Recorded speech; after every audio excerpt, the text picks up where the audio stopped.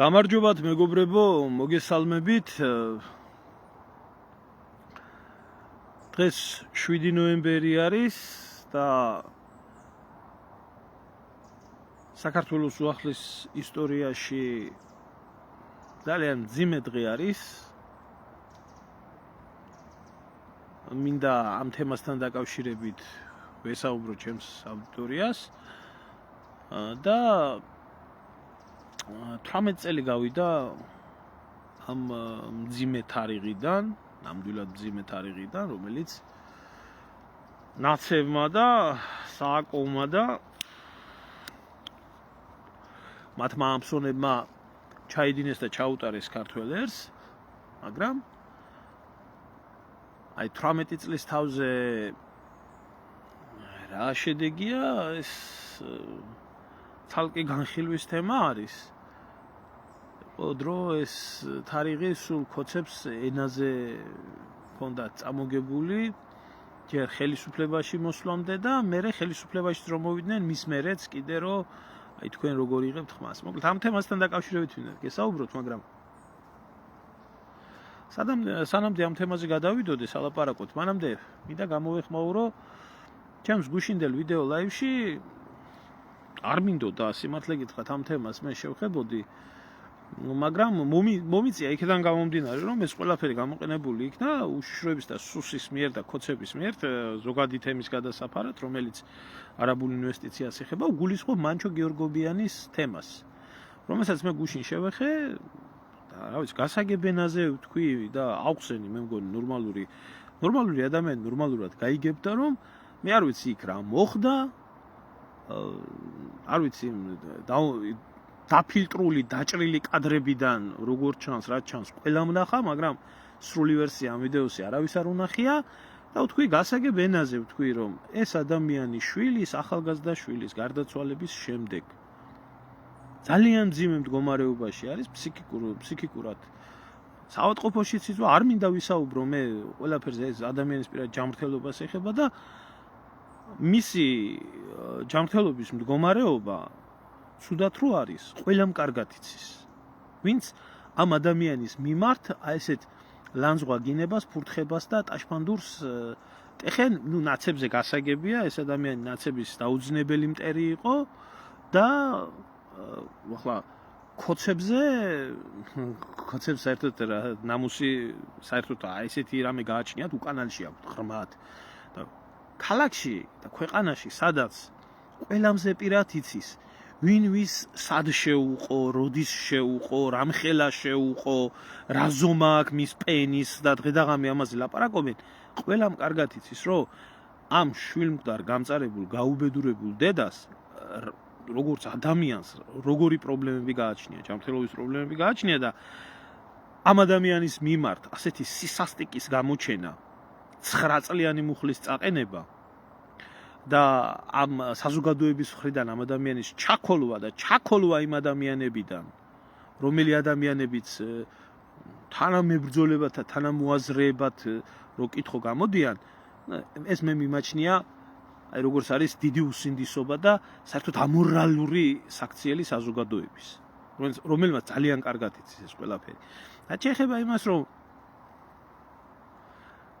მე პირადად შეიძლება მეტი პრეტენზიები მქონდეს ადამიანთან, მქონდა მეგობრული ურთიერთობა მქონდა და ბევრ რაღაცაში თანამოაზრეებიც ვიყავით და შეიძლება მე უფრო მქონდეს პრეტენზია ამ ადამიანის მიმართ, იმიტომ რომ როდესაც სამშობლოს დატოვება მომიწია და როდესაც ტყილა უბრალოდ დამიჭირეს, მაშინ ჩემს მიმართ არ გამოულენია და არც დამკავშირებია და არ ჩემხვიანებია, მაგრამ მე ვიცი ამ ადამიანის ჯანმრთელობის მდგომარეობა და ბოლო-ბოლო და მისი ცხოვრებისეული სიმწარე და მე ბოლო-ბოლო მაგის გამო არ დამწყვეტია გული და აქ მე ვეცადე მაქსიმალურად ობიექტურად და ადამიანურად და ჰუმანურად მიმდგარიყავ, იმიტომ რომ თავის დროზე ძველი ლათინელები ამბობდნენ ასეთ სიტყვას, რომ თუ კი დაინახეთ, სამართალი ისეთი რამე არის, რომ თუ კი დაინახეთ, რომ ერთი ადამიანი დაცემულია, გულში ხანჯალი აქვს ჩაძემული და მეორე ადამიანი ამ ხანჯალს ხელს კიდებს, ნაადრევ დასკვნას ნუ გააკეთებთ.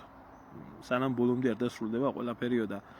თქვენ აი ამ ნაძირალა ხალხმა საქართველოში ადამიანის ჩაწიხვლა გათახსირება, მიწასთან გასწორება და გადავლა გჩვევიათ. რატო იცით? თქვენი ბინძური ადამიანობა რო დამალოთ, რომ იმის ფონზე კარგი გამოჩნდეთ. და ესეთი დამპალი და ესეთი ამორალური და აყროლებული საზოგადოებაა საქართველოს ჩამოყალიბებული. და ახალს მე მგონი არაფერს არ ვამბობ, ადამიანი რომ მოკვდება ელემენტარული შეხედეთ,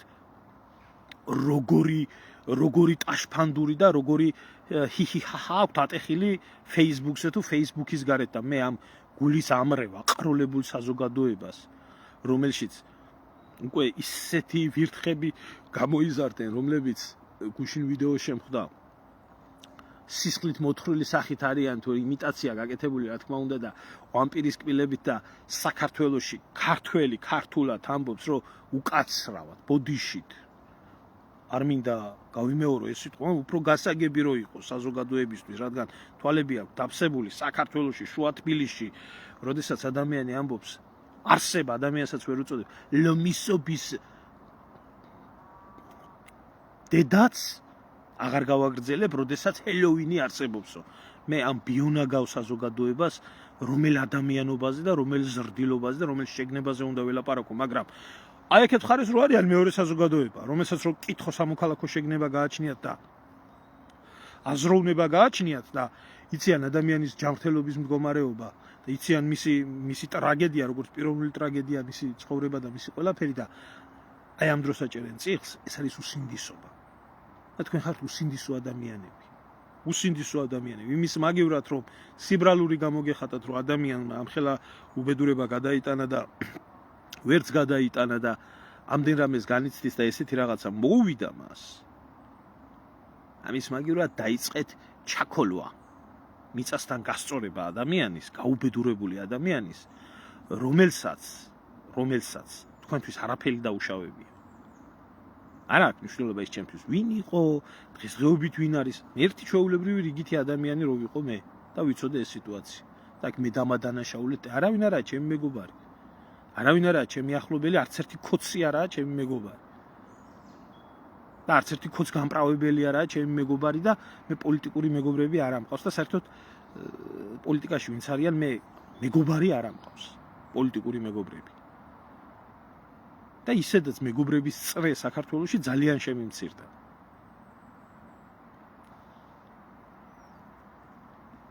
რაც ამ გზაზე მომიწია ცხოვრება. ამიტომ მე არავის მხარეს არ ვიჭერ, მე ვამბობ სიმართლეს და აი ამ ჩემს ფეხებს, ვისაც სიმართლე არ გადარდებთ, არ გაინტერესებთ და თავი მოგაქვთ ძალიან დიდი ადამიანური და ძალიან დიდი ქრისტიანული აზროვნებით და დიდი ჰუმანიზმით ლაპარაკობთ. ხო, ეს ისე ცნობისთვის. კარგად ჩაიხედეთ თქვენ თავში ვინახართ და ხვალზე თქვენ რა შეცდომას დაუშვებთ, ის კიდე არავინ არ იცის. და არავის არ უსურვებ მე, რომ შვილმკვდარი იყოს და გამწარებული ისა რა ქვია დედა ქვას რო არის რის ის არ უკვირდეს ვინმეს ის თუ არა საშველად ვინმეს უხმობდეს მისი გარდაცვლილი შვილის მეგობარს. მაგრამ თქვენ ხო ყველა პროკურორებიც ხართ, მოსამართლეებიც ხართ და საერთოდ რას წარმოადგენთ მე არ ვიცი. არ ვიცი, აი ძალიან უსინდისო მასა არის აღზრდილი საქართველოში და მთავარი პრობლემა კიდე რა არის იცით? აი ერთ-ერთი უმთავრესი პრობლემა ის არის რომ საკითხulis გააზრება არ შეუძლია ხალხს და მოსვენილის და ნაზრის გამოტანა. ახლა საკითხulis არ ვიცი რომ შეგიძლიათ კითხვა დასვათ და გაგცემთ პასუხს თუ რას გულისხმობდი თუ ვერ ხვდება თქვენი გონება, მაგრამ ძალიან კარგად ხვდება და თუ ვინმეს კიდე არ აქვს სურვილი ჩემი მოსმენის, მე არავის არ ვოვალდებულებ და არავის არ ვეხვეწები მომისმინოს და ასექნას და ისექნას, ყველას თავისი ცხოვრების გზა აქვს და იცხოვროს ისე და თავისი აზროვნების ადამიანები ნახოს და თანამოაზრეები ყავდეთ იმაში, მაგრამ პრეტენზია ნუ გექნება დიდ ქრისტიანობაზე და დიდ ქართველობაზე და გინ კაცობაზე, გინ ქალობაზე, გინ შეგნებაზე. ესეთი ადამიანები, რომლებიც იმაში ტელევიზორში გამოქვეყნებული მოჭრილი კონტექსტიდან მოჭრილი რაღაცა ყოფითი ბიტაუხა რო თქვათ რა, მართლა კადრებს ხედავთ და არავის არ გინახიათ იქ სრული რა მოხდა და როგორ მოხდა და რანაირად მოხდა. ეს კიდე ცალკე საკითხია. აი ამის თქმა მინდოდა შესავალში და ვისაც გეხებათ მიიღეთ, აი საერთოდ არ მადარდებს. გაგიმარჯოს ილია, გაგიმარჯოთ, არა, მადლობა ძმა, მოლოცვისთვის დღეს არ მაქვს დაბადების დღე, ხვალ მაქვს დაბადების დღე და 8 ნოემბერში ვსავარ დაბადებული. დღეს 7 ნოემბერი არის. ამდენი ხანი უკვე ქოცობას იმაში იყო საქმე, რომ ქოცი რო აგეღო 7 ნოემბერი როცა მოვიდო და ყველა დააყენებდა ეგეთ ფოტოებს იმასე რა ქვია თავიანთ პროფილებზე, რომ აი 7 ნოემბერი რომ მოხდა 7 ნოემბერი რომ მოხდა აი როგორი ცუდები იყვნენ ნაცები და ქოცები რა მაგარი ხალხია რომ ასეც არასდროს არ იკადრებდნენ და სულ ამას დებდნენ საკუთარ გვერდებზე. ახლა ეს მოდიდან გადავიდა და ერეკლეს ძეგლი დაუდევთ პარტიაში და გვერდებზე, როგორც დიდი პატრიოტების, რომ ახლა 7 ნოემბერი უკვე წარსულს მინაულდა ეგ ყველაფერი წარსულში დარჩა და ახლა უკვე ერეკლეობა გახდა წარსულით ხო არ იცხოვრებს ეს ხალხი და ახლა დაუდევთ თავისი გაკეთებული ძეგლი, რომელიც რა ვიცი ახლა სახით თემურლენგს უფრო გავს მე თუ მკითხავს და ეს დამალული ხმალივით რო აქვს ხელში რა ვიცი რა ფორმით აქვს და როგორ აქვს ვიდრე რეალურად ჩვენი დიდი მეფის პატარა კახის იმას თუ ასია ეს პოლიტექნოლოგია არის ეს და პიარის ამბავი არის და ასე არის. გაიხარე. ლერი ღმერთმა გაგიზარდოს და ღმერთმა კარგად გიმყოფოს მადნაფიცის და დიშვილიც. გაიხარეთ. ილია ობატღი არის. მაგარი ხალხია 8 ნოემბერს დაბადებული. ილია ჭავჭავაძე, ალენ დელონი, დეიწვა ლამაზი კაცის გაჩენა და ასე შემდეგ. მოკლედ ახლა მინდა მოვუბრუნდე ისევე აი ამ 7 ნოემბრის საკითხს. გავიხსენოთ რა ის 18 წლის წინანდელი მოვლენები, რომელიც 18 წლის წინანდელმა მოვლენებმაც სერიოზულად შესცვალა ბევრი რამე ქვეყანაში და მინდა უთხრა ერთი ამ ხალხს რატო აი დღემდე კი ის რო კითხო საქმე არის აღძრული, მაგრამ ვინ არის აი ამ დანაშაულის ჩამდენები დაჭერილი. ვინ აგო პასუხი. 7 ნოემბერი ეს იყო 2007 წლის 7 ნოემბერი ეს იყო დღე, როდესაც ნაცურმა რეჟიმმა ჩაიდინა დანაშაული საკუთარი ერის წინაშე და ზოგადად არა მარტო ის რომ დარბევები როგორ ხდებოდა, ხაზი მინდა გაუსვა, ამას ქვია იურიდიულად მინდა იურისტები იქნებიან და რა ვიცი დამეთანხმებიან ალბათ ამ შეფასებაში, იმიტომ რომ მეტნაკლებად რაღაცა მესმის მე ამ საკითხში კონსტიტუციის ძალით და უფლებით საქართველოს შეიარაღებული ძალების გამოყენება ხელისუფლებებს შეუძლიათ მხოლოდ და მხოლოდ ორ შემთხვევაში. ერთი, როდესაც ქვეყანაში არსებობს დიდი სტიქიური უბედურება და შეიარაღებული ძალები ერთვებიან ამ სტიქიური უბედურებების მშვიდობიანობის დროს, ასე რომ ვთქვათ, ლიკვიდაციაში და მეორე, როდესაც ქვეყანაში მოხდება გარიძალის შემოჭრა და თავდაცვის მიზნით შეიარაღებული ძალები უნდა იქნას გამოყენებული გარემ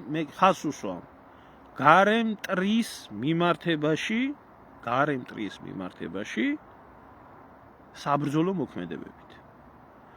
ქვეყანაში რო ხდებოდეს მდგომარეობა, როდესაც არის შიდა, ვთქვათ, სეპარატისტული რაღაც განწყობები და მსგავსი რაღაცეები, კანონის ძალის მიხედვით, თუ იქ არ არის დაფიქსირებული უცხო ძალის შემოჭრა, დადასტურებული უცხო ძალის შემოჭრა საქართველოს კონტროლირებად ტერიტორიაზე, კანონის მიხედვით, კიდევ ერთხელ ვამბობ, საერთაშორისო სამართლის მიხედვით, საკუთარი მოსახლეობა, თუ არის, ვთქვათ, აჯანყებული და გამოსული კონსტიტუციური წყობიდან, არ ექვემდებარება შეიარაღებული ძალების ჩართვას.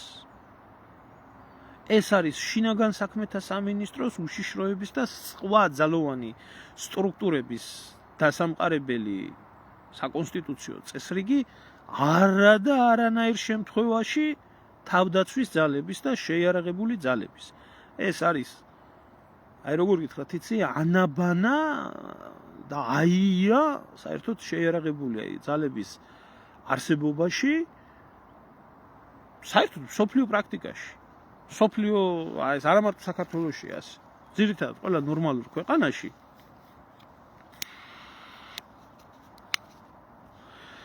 საკუთარ მოსახლეობაზე ჯარის დაპირისპირება არ შეიძლება, იმიტომ რომ ჯარი უნდა იყოს თავიდან ბოლომდე დეპოლიტიზირებული, თავიდან ბოლომდე უნდა იყოს გამოყოფილი ყველანაირ პოლიტიკურ დაქვემდებარებას და აი სამისო თავის დროზე კომუნისტებს ყავდათ ესეთი შენაერთი ერქვა შინაგანი ჯარი.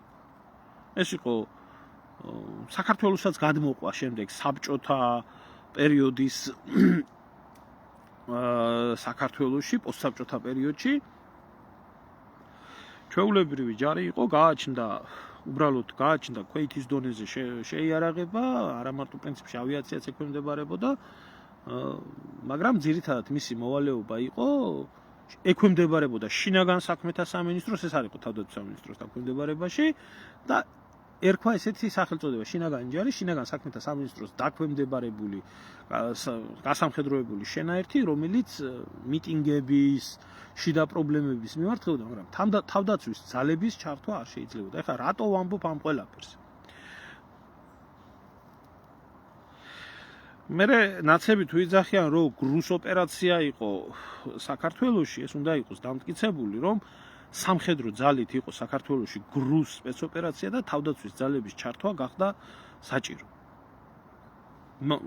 თუ კი ამბობ ეს თქმა ასე არა ჰაერზე გარე ძალა რომელიც არის ქვეყანაში სამხედრო ძალით შემოჭრილი გრუსია თუ ისია თუ არა აქვს მნიშვნელობა ეს თურქული არის თუ რუსული არის თუ ევროპული არის თუ რა ვიცი თუ გინდათ უზბეკური იყოს და თუ გინდათ არაბული ეს უნდა იყოს დადასტურებული რომ არსებობს სამხედრო საფრთხე უცხო ძალის მიერ ქვეყანაში და ხდება გამოყენება ამ დროს შეიარაღებული სამხედრო ოპერაციის ჩატარება. რატო ვამბობ ახლა ამ ყველაფერს? რატო ვლაპარაკობ და ამ ხელშესავალი რატო გავუკეთე ამ ყველაფერს?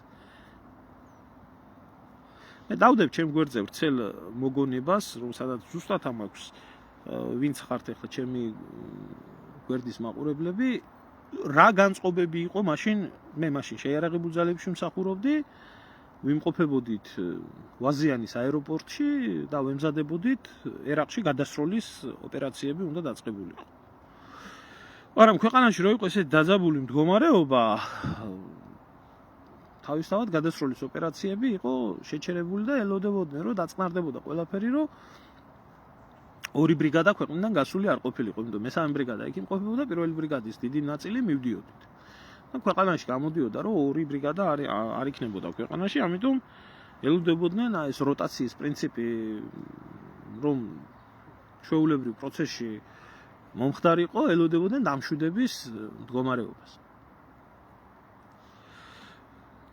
მაშინ ქვეყანაში გამოცხადა საგანგებო მდგომარეობა, მოვიდა ბრძანება შეიარაღებულ ძალებში და დამეთანხმება ვინც მაშინ მსახურობდა რომ ჯარი უნდა იქნას კაზარმულზე გადასული, ნუ ახლა კაზარმული მდგომარეობა ეს რა ქვია კაზარმული მდგომარეობა რო არსებობს ეს არაფერია, მაგრამ საქმე იმაზე იყო რომ ჩაერთვებოდა თუ არა შეიარაღებული ძალები მაშინ რა ქვია ამ ყველაფერში. გამომელია თუთუნი ჩემო კარგო და სიგარეტს ვეწევი. დღეს აუცილებლად შევივსებ თუთუნის მარაგს და ყალიონით დაუბრუნდები, არ მიღალატებია ყალიონისთვის. ვიცოდი რომ ამას დიდი გამოხმაურება მოყვებოდა. არ მიხდება, ხო? არ მიჯერებს კაცო ხალხი. არ ვარ მე მოღალატე კაცი, აგერა მაქვს ყალიონი, უბრალოდ თუთუნი არ აქვს.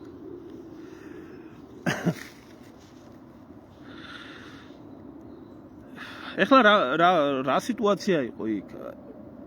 ჯარი დაკომპლექტებული არის სხვადასხვა მოსახლეობიდან, ეს არ არის პოლიტიკური ერთეული და არ არის ეს არის ჩვეულებრივი სამშობლოს მცველი ჯარისკაცი იქნება ნაცი თუ იქნება ქოცი თუ იქნება არა აქვს მნიშვნელობა. არის სამშობლოს მცველი და მოსახლეობის მცველი. ამიტომ ჯარი უნდა იყოს დეპოლიტიზირებული. როდესაც მოვიდა კაჯერ კაზარმულის ბრძანება, საგანგებოს ბრძანება, ჯარში შეიქმნა ძალიან მძიმე სიტუაცია. ძალიან მძიმე სიტუაცია შეიქმნა. იმიტომ ზოგიერთი ჯარისკაცის მშობელი იყო ოპოზიციაში, ზოგიერთის იყო აქეთ ხელისუფლებაში, ოჯახის წევრი, რაღაც აქეთ იქეთ ეს ყველაზე მოქმედებდა ეგ ყველაფერი რა. და ყველა ნერვიულობდით ამას რაც ხდებოდა ქვეყანაში, რა მოვლენებიც ვითარდებოდა, ამას ყველა ნერვიულობდით და მიდიოდა ლანძღვა და გინება, კვარი და ცოცხალი სააკაშვილის, მიდიოდა არცოცხლის გინება მერაბიშვილის, ანუ ამბოხებას ლამის ერთი ნაბიჯი აკლდა.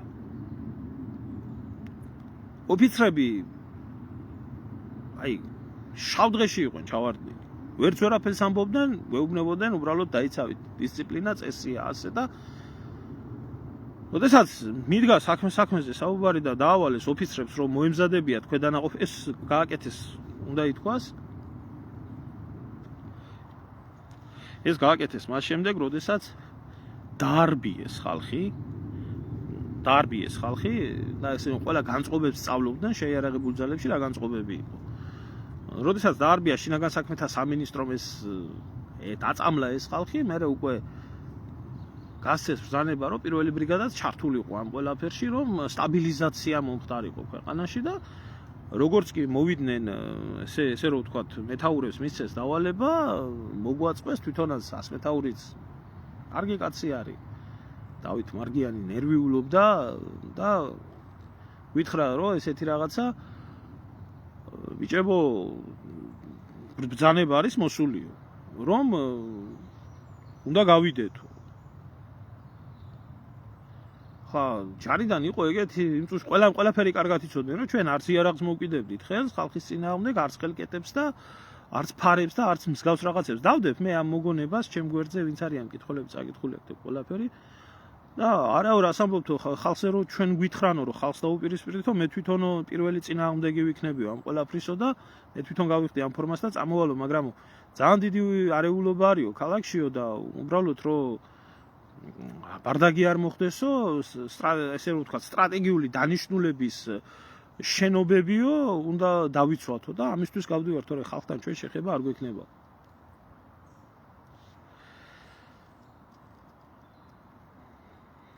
ახლა როდესაც ასე გაგვიცხადეს და მოგცეს მარტო აერწინაღები, მეტი არაფერი არ აგვიღია ჩვენ. წამოვედით მაშინ ვაზიანიდან რომ შემოვედით თბილისში, ეს იყო საშინელება. ცხოვრებაში არ დამავიწყდება ის წუთები. ლესელიძის ქუჩაზე ასასვლელში რო ავდიოდით, ეს ნაცემი ხალხი რა თავს ვერავინ ვერ წევდა, ყველას ცხენოდა, ჩვენ ცხენოდა იმის გამო, რაც ამათმა გააკეთეს. იმიტომ იქ ვერავინ ვერ არჩევდა ჯარისკაცი ფორმა ვისაც ეცვა, ყველა მტერი და მოდიოდა ეს გამწარებული ხალხი და ლანძღავდა, გვაგინებდა, წებლებოდა. მთელი ცხოვრება დამრჩება ეს რომ რამხელა ზიზღი და რამხელა დაპირისპირება გამოიწვიეს ამათმა ყველაფერში. საკუთარი ქვეყნის ჯარისკაცი შეაზიზღეს საკუთარ ხალხს. მიუხედავად იმისა, ჩვენ არაფერს არ ვაკეთებდით, თავი გქონდა დახრილი და მივდიოდით უბრალოდ რომ იქ მერიასთან უნდა მდგარიყავით, ზოგი პარლამენტის შენობასთან იმას დაცემია ბომბი და ერთ დღეს მინახია ნაციკოცი ამოწყვეტილი ერთად იქ. ხალხს რას აუხსნია ამას. ხა რა მოხდა? ავედით ახლა იმ მერიის შენობასთან ნაწილი დავდექით, ეს ძაღლები სრული ამ სიტყვის მნიშვნელობით რა, ძაღლები მოძდებდნენ ამ ხალხს. ექიმები ყავდა, მედიკები ყავდა და კორდონები გავაკეთეთ, ეს ხალხი შემოვიყვანეთ და მოვარდნენ ეს მართლა ძაღლები და გაგვატანეთ ეს და რავი უნდა გაგატანოთ ნაცემ ადამიანს მოძდევ ხარ აგინდა შედედა მოტყუნო მეტი პოლიციას და ამათ ჩვენ შორის და პოლიციას შორის დაპირისპირება მოხდა. ეს საწყალი ხალხი გაიყვანეს, ზოგს პირი მოწმინდეს, ზოგს სამედიცინო დახმარება დაჭირდა, რაღაცა და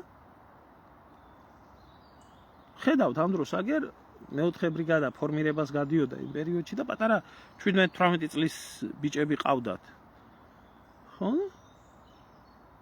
მოიყვანეს, უკვე ადრე გამოუყვანიათ ისინი, იმიტომ რომ იქ წევანდელები იყვნენ, საერთოდ არ იცოდნენ, აზრზე არ იყვნენ, რისი ფუნქცია ჰქონდათ, რისი ფუნქცია არ ჰქონდათ და კარგად იცოდნენ ამათ, რომ ვინ უნდა გაეყვანათ, ააღებიეს ეს ფარები, ეს ხელკეტები თურმე და ამ მეოთხე ბრიგადის წევანდელი ბავშვები მიუსიეს ამ იმას, რა ქვია, მასას. არ იცოდნენ იმათმა რა უნდა ეკნათ. ჩემი 20 მეთაური იყო. ჩემი 20 მეთაური მელაშვილი გვარად, დაინახა ეს ბიჭები რომ მოიყვანეს და ჩვენს გვერდით დააყენეს და ფარები და ხელკეტები ეკავათ, ხო, გადავიდა ვაშკაცი კაცი, ოქრო ადამიანი. და პირდაპირ დაუწყო ლაპარაკი, 100 მეთაური იყო და ეს ჯარისკაცები იყვნენ, იმათ 100 მეთაურებიც ახალგაზრდები ყავდათ. ეს მერე ახალაიას და კალანდაძის ბრიგადა რო იყო. აბაო ბიჭებო, ახლა რამეო არ შეგეშალოთო მოსახლეობას და ხალხს არ შეეხოთო და მსგავსი რაღაცეებიო არ გინდათო და არ გაბედოთო რა. გეტყვით აგერ ახლა რატომ აქ ამ ყველაფერზე საუბარი. და ჩაატარა რა აგიტაცია, უთხრა რომ თქვენ არ გაქვთ მაგის უფლება, ახალგაზრდა ბიჭები ხართ, იქ ახალგაზრდა ოფიცრები ხართ და აქ ვინმე არ შეეხოს მოსახლეობას და რაღაცა და რაღაცა.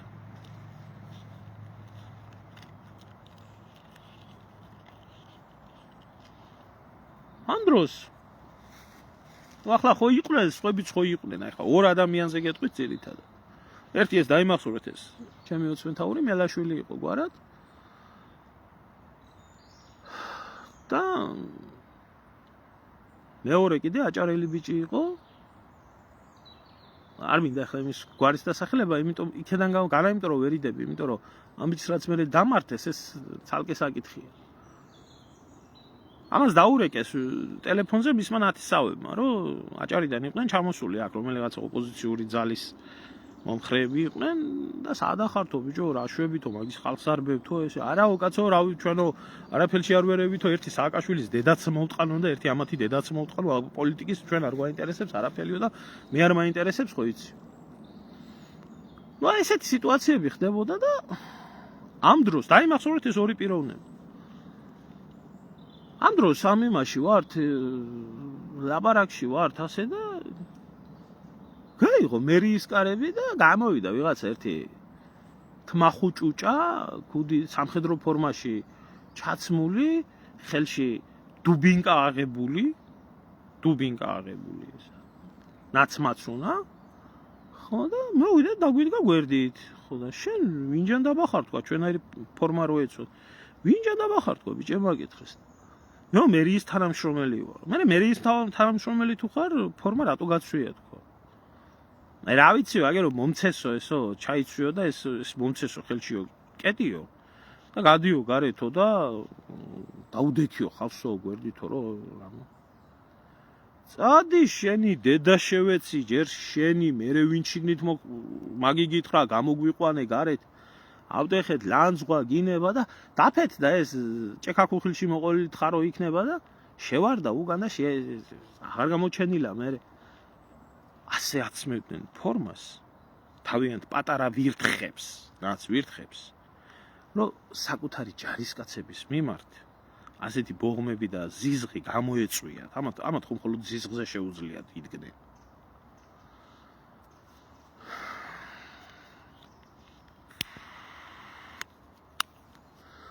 ნუ დამთავრდა ახლა ხო ეს არავის ტანკი შემოსულა და არავის არ აუღია არც მერიის შენობა და არც ის და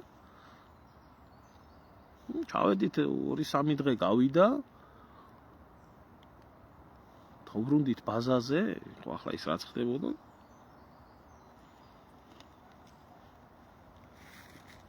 რა მოხდა იცით? აი ეს 20 მეთაური მელაშვილი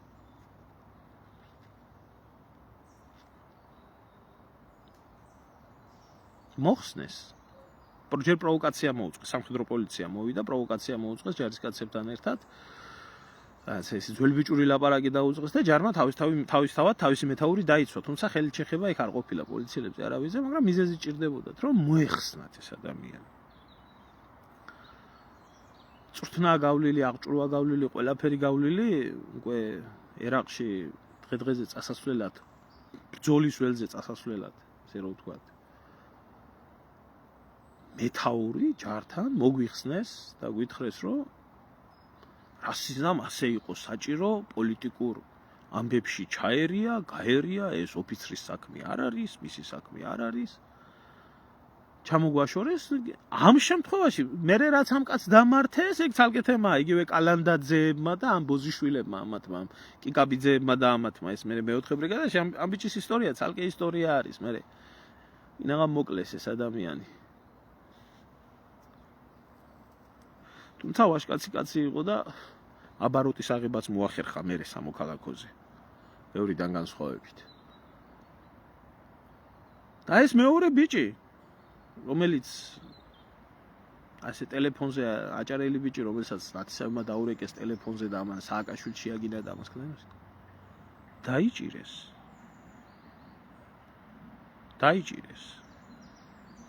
და ერაყში წამსვლელ ადამიანს, ჯარისკაცს ჩაუდეს ნარკოტიკი.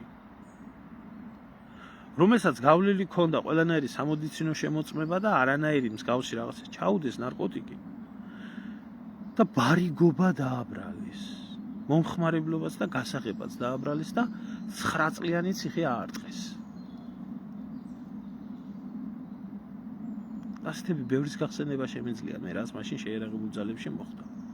და ყველას ითვლიდნენ იქ, ვინ არ იყო სისტემის მორჩილი და სისტემის მომხრე. ახლა რაც შეეხება სამართლებრივი საკითხით დავიწყე და იმ სამართლებრივ საკითხს გავიხსენებ ახლა. სამართლებრივი კუთხით ძალიან მარტივი იყო ამ ყველაფრის დადასტურება. შეერაღებული ძალები არ მოქმედებენ მისი ნებით. ეს არ არის რაღაცა პოლიციის განყოფილება, რომ პოლიციის ხო აი თქვენ იცით ხო მზია, ხო ეს ადამიანი ჩემ ბატალიონის ჯარისკაცი. არ არის რომ რაღაცა ხდებოდეს და პოლიციის უფროსმა მთელი განყოფილება წამოყაროს და ქუჩაში გაიყვანოს. შეერაღებული ძალები მოქმედებენ მკაცრად გაწერილი წესდებით. მსგავს შემთხვევაში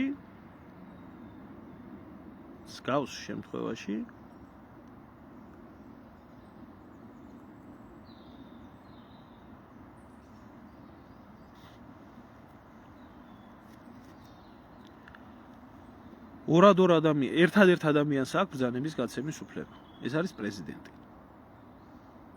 რომელიც გაცემს ამ ბრძანებას და გენერალური შტაბის უფროსი ამ ყველაფერს ასრულებს. აქედან გამომდინარე, დადგენა იმის თუ ვინ გასცა ეს დანაშაულებრივი ბრძანება.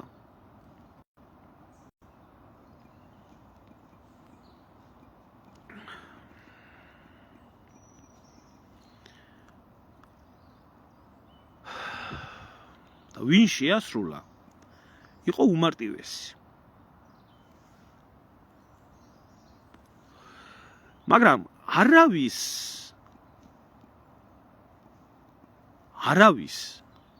ამაზე პასუხისმგებლობა არ აუღია.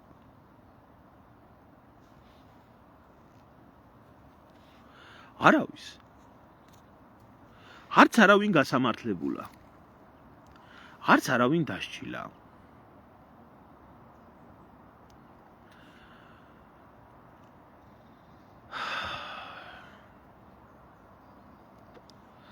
ამ პერიოდში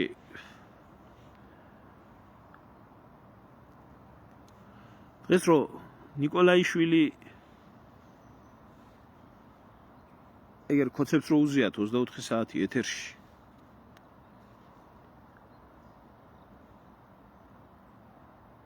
მას ევალებოდა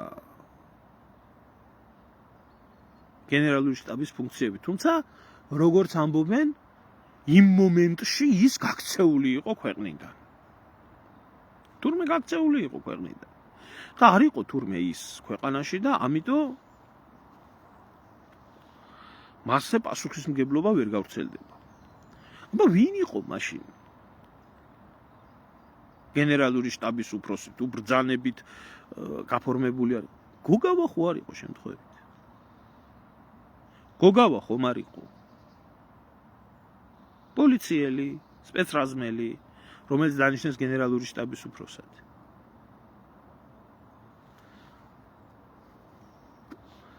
არავის პასუხი არ უღია. არც ბოკერიას უღია პასუხი. ახალაია ეგერაა და მაგის გამო კაციშვილს პასუხი არ მოთხოვია. მერაბიშვილი ეგერაა. კეზერაშვილი ეგერაა.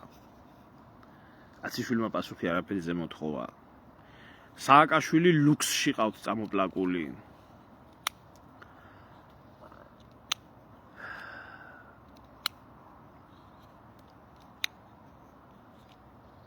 და 18 წლის თავზე საკუთარი ერის მიმართ ჩადენილი დანაშაულებების გამო არავინ პასუხისმგებელი არა. და ეს ჭირდებოდათ 2011 წელს, 2012 წელს, 7 ნოემბერი 26 მაისი, 7 ნოემბერი 26 მაისი. 2012 წლის მერედაც. თქვენ რომ 7 ნოემბერს ხალხი ცემეთ. თქვენ რომ 26 მაისს ხალხი ცემეთ.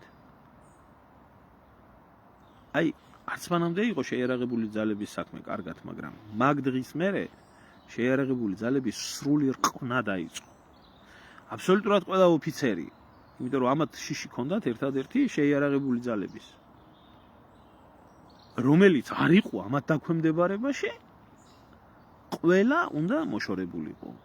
შეიარაღებულ ძალებში ოფიცერი არ შეიძლება ყოფილიყო პიროვნება, რომელსაც ავტორიტეტი გააჩნდა ჯარისკაცებს შორის. შეიარაღებულ ძალებში წარმატებულ ოფიცრად ითვლებოდა, აი რანაირი დედამოწყუნე ხალხი იცით?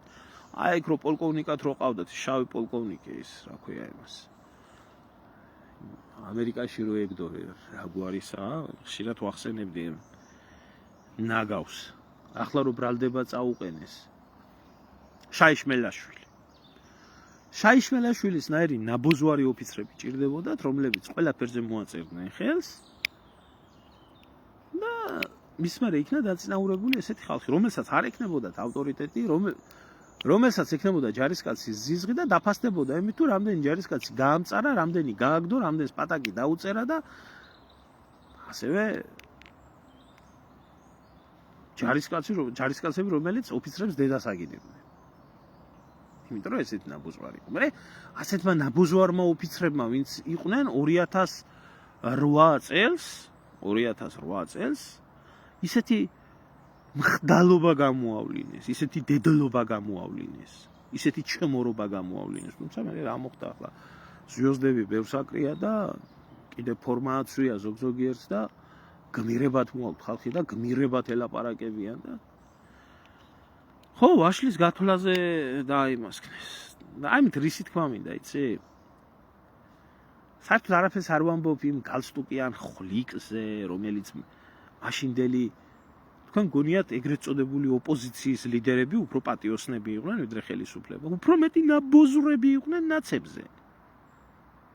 უფრო მეტი ჩათლახები იყვნენ. იგივე გაჩეჩილაძე რო აიღოთ მერე და მერე. ახლა იტყვიან რომ გარდაცვლილია და ნუ რატომ უამბობ? მაგათ არ გაყიდეს პროტესტები? მაგათ არ გაყიდეს ის ხალხი? ვინც მაგათ გვერდით იყო და იცემა?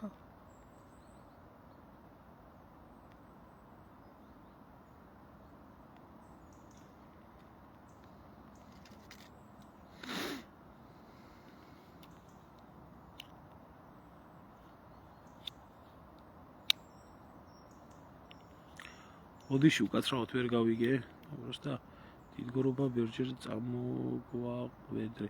მე რა წამოგაყვედრეთ, მე რა უნდა წამოგაყვედროთ. იონშვილ даже მე არავისთვის არ წამომიყვედრებია დიდგორობას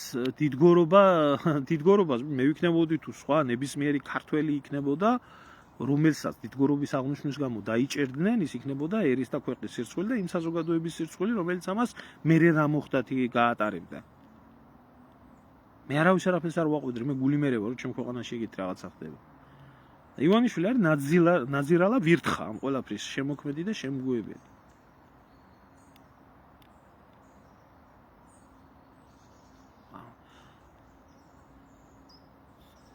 არ არის ძალიან კარგ ადამიანთა ყავთ თქვენს ივანიშვილი წარმოდგენილი. და ზუსტად ივანიშვილი იყო, რომელიც ივანიშვილმა თურმე 7 ნოემბერი არ იცოდა. თურმე აზრი არ იყო. თურმე ვერ ხვდებოდა ვერაფერს. ვერ ხვდებოდა, თურმე არ იცოდა. ბადრი პატარკაციშვილს რა გაუკეთეს მაშინ? მთელი ეს სანაბოზრეთი, ვისაც ახლა თქვენ ოპოზიციაში ხედავთ. ქალშტუკიანი ხვლიკით დაწყებული იქ, ელისოკილაძით დამთავრებული, ყველა მიკედლებული იყო. ყველა სვამდა და ყველა ჭამდა. ახლა ყველა რო აქეთ არიან გადმოსული. ისევე მიშას ბანაკში რო არიან გადმოსულები. არ არის ივანიშვილი კარგი კაცი. ივანიშვილი არის ყველაზე დიდი ჩათლახი, რომელმაც შექმნა ეს რეჟიმი, რომელ რეჟიმზეც ამაქვს საუბარი. მერე ხელი დააფარა და ახლა დამსახურებულ პენსიაში უშვებს.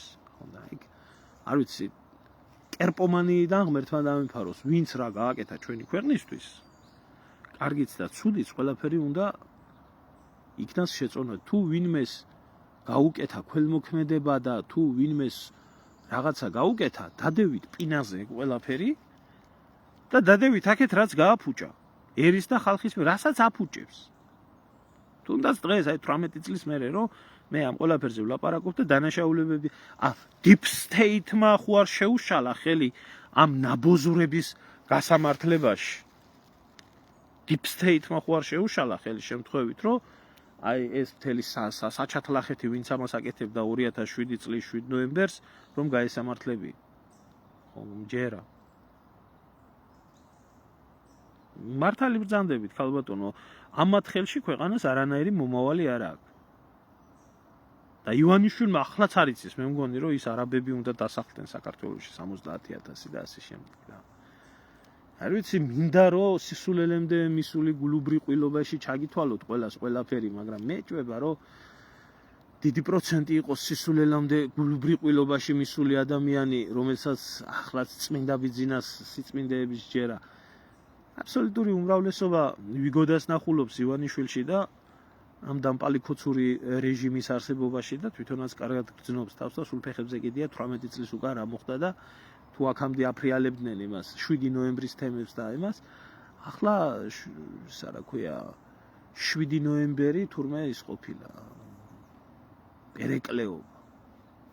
ამიტომ არ ეშველება ამ ქვეყანას, გაიგეთ? ამიტომ არ ეშველება, ამიტომ არა აქვს.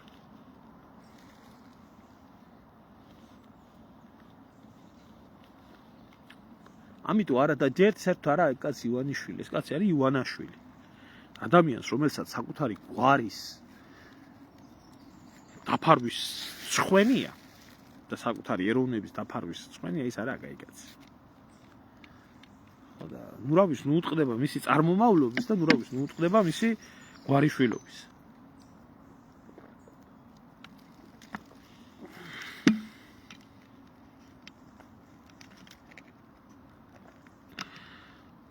მივიღეთ ჩვენ ეს საზოგადოება, რომელიც საზოგადოებაც მიუხედავად ამ ყველაფრისა, მაინც ღმერთმა დალოცო ბატონო ბიძინას იძახი.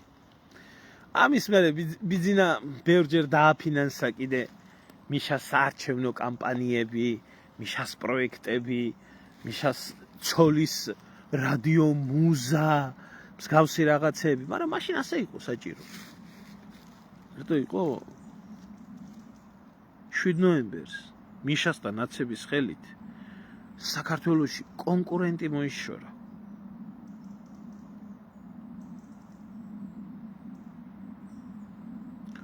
კონკურენტი მოიშორა. ვინ იყო ეს კონკურენტი? ბადრი პატარკაციშვილი. ფულიანი. ისიც ებრაელია. თუმცა ამისგან განსხვავებით უყვარდა იმას მისი ქვეყანა. მართლა უყვარდა. და ამიტომ იყო საჭირო 7 ნოემბერი. ამაზე უბინძურესი ადამიანი დედამიწის ზურგზე არაა და თქვენ რას წერთ ხალხო, აზზე ხართ. ამიტომ არ სჯის ის არავის. ახლა მაგაზე საუბარიც არაა, რომ საპატრიარქო და მღვდლები მანამდეც და მის მერეც ლოცულობდნენ მიშაზე და ბიძინაზეც ლოცულობდნენ და ზოგი კაცო ახლა მიშა ეგერაა წამოწოლილი და ეს რა ქვია იძახის რომ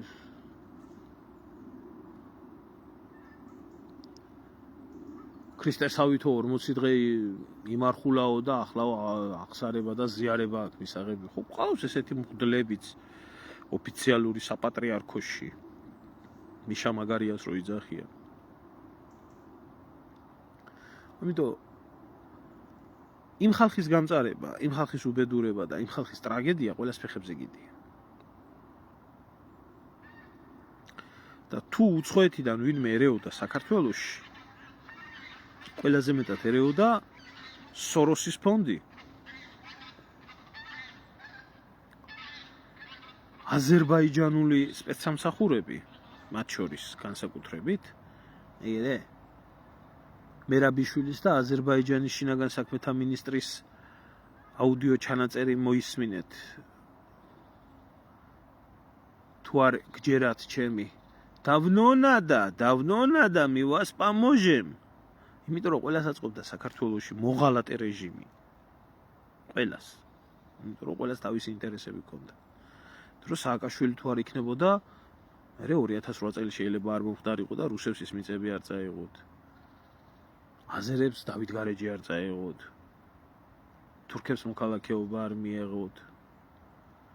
შიგ ევროპას თავისი გავლენები და თავისი მათხოვარი არ ყოლოდა თან. ასე თუმცა იმასაც ვიტყვი, რომ არაფრით უკეთესი ხალხი არ იდგნენ მეორე მხარეს. აბსოლუტურად ყველა ნაგავი იყო და დრომ აჩვენა. რომ აბსოლუტურად ყველა დაწყებული ნათელაშვილით დამთავრებული გრეჩიხათი ყველა ნაბუზვარი იდგა. ყველა ნაბუზვარი. გოგახუინდრავებით და ასე შემდეგ. ამიტომ ხალხის პროტესტი კი იყო, ხალხი მეტი ჰუმანური იყო, ხალხი მეტი თბილი იყო ერთმანეთის მიმართ, ხალხი მეტი სოლიდარული იყო იმ პერიოდში 18 წლის წინ. ზუსტად რომ გირგვლიანის ტრაგედიის გამოიქნა, იქ ირინა ენუქიძის გამოიქნა იმდენი ადამიანი შეკრებილი, მის მერე რამდენი გირგვლიანი მოკლეს. მის მერე რამდენი უბედურება მოხდა. ამიტომ სამწუხაროდ ჩვენი ერი მაშინაც თხასავით გაყიდული იყო რეჟიმიდან და ეგრეთ წოდებული ოპოზიციიდან. ყველა ჩალიჩობდა თავისას.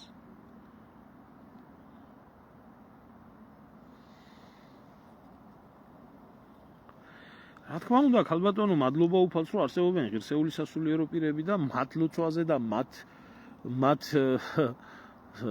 მოღვაწეობაზე დგას ჯერ კიდე ეს ქვეყანა. მაგრამ სამწუხაროდ ცოტა ეგ ხალხი. უნდა გამოიყვანო ჩემო როსტომ და უნდა დახურიტო ესე. ქართველი ერის მიმართ ჩადენილ გენოციდში. ვინც მიიღო მონაწილეობა. როგორც ჩაუშესკუ დახურიტეს და ბრალდება წაუყენეს რუმინელი ხალხის გენოციდი, ისე არიან ესენი ყველა გამოსაყვანები და დასახვრეტები არიან. კი ბატონო, ყველა შევარდნაძიდან მოყოლებული ვინც ამ გენოციდში მონაწილეობდა, მისაყოლებელია ყველა ერთმანეთად. ძალა არა ამ ყველაფრის. შვიდობა მოგცეს კი აღმერთო. აი ამის თქვა მინდოდა და კარგად გაიხსენეთ 7 ნოემბერი და მე თვალი მოავლეთ და იმ 7 ნოემბრის ნაბოზრები ოფიცრობა ჯარში იქნებოდა თუ პოლიციაში იქნებოდა თუ სხვაგან იქნებოდა როგორ ყველა დაწინაურებულია ზოგს გენერლობა აქვს მიღებული ზოგს პოლკოვნიკობა ზოგს რეჟიმის ერთგულები ერის ერთგულებისთვის კი არა რეჟიმის ერთგულებისთვის. გადახედეთ ყველა ეგრეთ წოდებულ ნაბოზვარ პოლიტიკოსს დაწყებული ბოკერიათი. დამთავრებული ეგერ სააკაშვილით. როგორი ხელშეუხებლები არიან.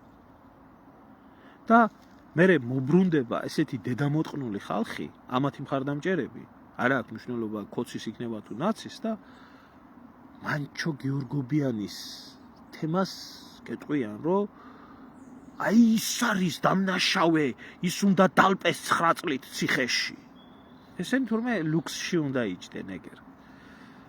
წამოპლაკული და ქალები უნდა აკითხავდნენ იაცკოების და მისი ნაშების თამადობით და მე რა მოხდა პრეზიდენტი იყო კაცი და ეს შემდეგ.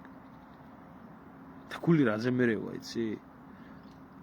აი თუნდაც დღესაც აი რა უნდა ქოცებს რა უნდა ელაპარაკო ქოცური სამართლის და ქოცების სამართლის დედა მოვთხრა ბიჭო ამათ როგორ ამათი საერთოდ აი ელემენტარული მინდა გაჩვენოთ აი ხა რადგანაც მაგაზე წავიდა კიდე ლაპარაკი შეხედეთ ამას ქოცურ სამართალს გეუბნებით აი ეს ძუკნა ალბათ ბევრმა არ იცის ვინა ბრიტანეთის მოქალაქე ძუკნა რომელიც ჩამოვიდა საქართველოში და 14 კილოგრამი ნარკოტიკი ჩამოიტანა. ეს გადახვევაა, მაგრამ არ გავდივარ იმიდან, რა ქვია. თემიდან, სამართალს ეხება. 14 კილოგრამი ნარკოტიკი. ორი თვეც არ მიჯდარა ციხეში. გამოუშვეს, ეგერ გუშინწინ. და ბრიტანეთში გაუშვეს. ამას არაფერი. ბოკერიას არაფერი. სააკაშვილს არაფერი. კასტუკებზე და იმგენზე და ამგენზე. არავის არაფერი ამ ქვეყანაში. აი მანჩო გიორგობიანს 9 წელიწადი ეს როგორ გააკეთა მაგა. აი ეს ქვეყანაა საქართველო.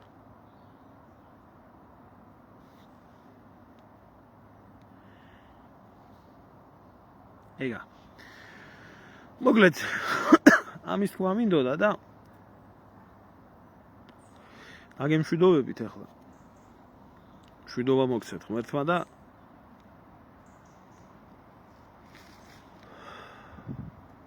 ყველა თქმა უნდა ახლა არ მეკნება არანაირი ვიდეო ლაივი დაბადების დღე მაქვს და შემოგეხმიანებით მალე ეს თემა, რომელი თემაც ეხება საქართველოს არაბიზაციას, ეს არ იქნება მოგვარებული და ეს მოგვარდება რამენაირად. ან ჩათვალეთ კიდე ერთხელ ვამბობ. აი ეს ბოზური ქოცობა, ნაცქოცობა საბოლოოდ დაასრულებს ქვეყანას. ან ჩვენ დავასრულებთ, მაგათ ან ესენი დაასრულებენ. ჯობია ჩვენ დავასრულოთ.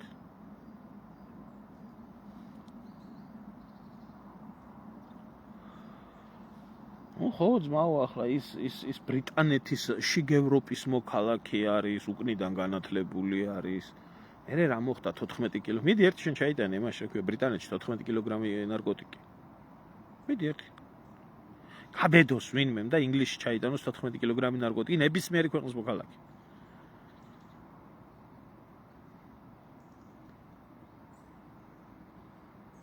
ასწავლებელი მოკლეს 4 წელი მიუსაჯეს. კი ბატონო. აი ესაა სამართალი, ესაა სამართლიანობა. გაიხარეთ, მადლობა ჩემო კარგებო, მადლობა. მშვიდობა მოგცეთ ღმერთო. მადლობა ყველას. გაიხარეთ.